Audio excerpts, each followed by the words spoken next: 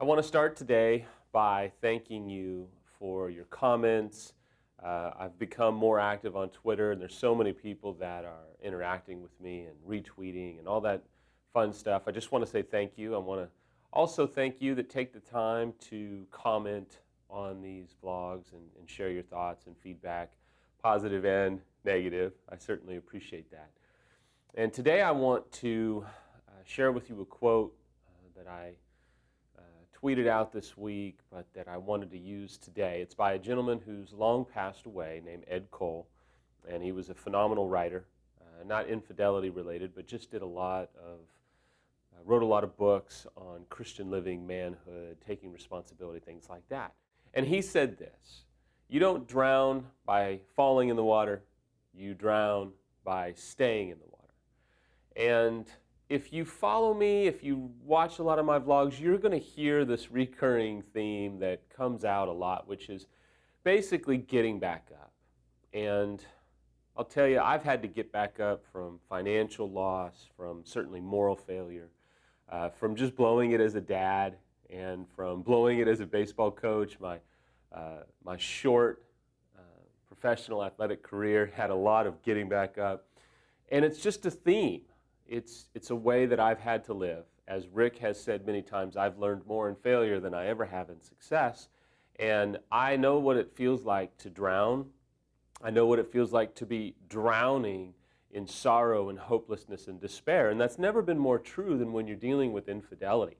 If you want a temptation or an opportunity, if you will, to drown, go through infidelity, both certainly as a betrayed spouse, but also as an unfaithful. When your life comes crashing down around you due to the choices that you have made, you will start to drown. And I want to tell you, one of the ways that we drown is we become a fortune teller. Now, let me explain that, and Rick uses that term quite often. Fortune telling is when we start to decide what the future is going to look like based upon how we're feeling right now. We kind of start to say, this is going to happen and this is going to happen based upon our fears, our worries, our trauma, our drowning, our apathy, our anger, our resentment, our bitterness. You go on down the list. We start to basically fortune tell based upon how we're feeling in our emotions and based upon our fears, or projecting what we think is going to happen 2 months, 2 years, 20 years down the road. Fortune telling is, in many ways, imagining circumstances that we think are going to happen, when in reality, any good therapist worth their salt will tell you, we just don't know. There's data, there's proven data on what probably will happen, but I don't know if you had this experience, but when my infidelity came out, Samantha had an incredible amount of fortune tellers. They just would tell her, Samuel's going to do this. Samuel is just a sociopath. He's a narcissist. He's going to continue to act out. When all these things happen later on down the road, he's going to do this and this. I mean, these people were idiots.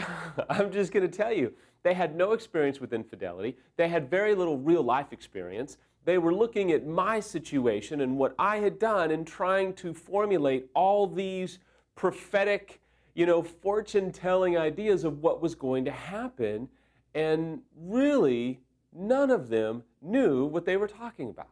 If there was one thing that made recovery harder than it needed to be early on, was all the fortune-telling that people were doing for us, which then prompted Samantha to struggle with fortune-telling of what was going to happen.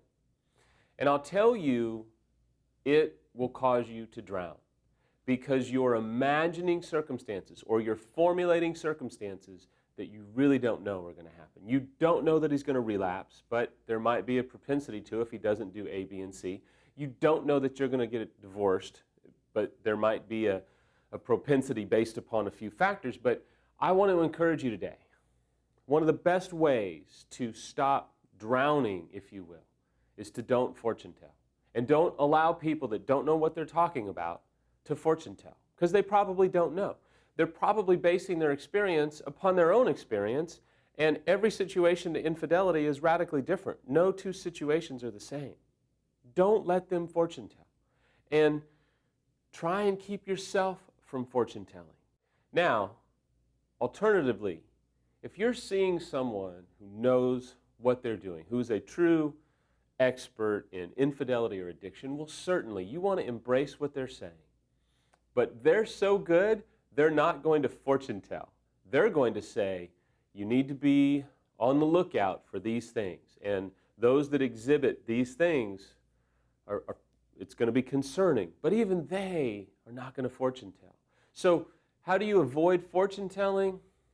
You got to live in the now. You got to be present. You got to live in the present because you just don't know what's going to happen. You've got to take it one day at a time, one breath at a time, 1 hour at a time. You've got to begin to prevent yourself from making accusations on your future or your spouse's future and begin to embrace the present and begin to take it one day at a time.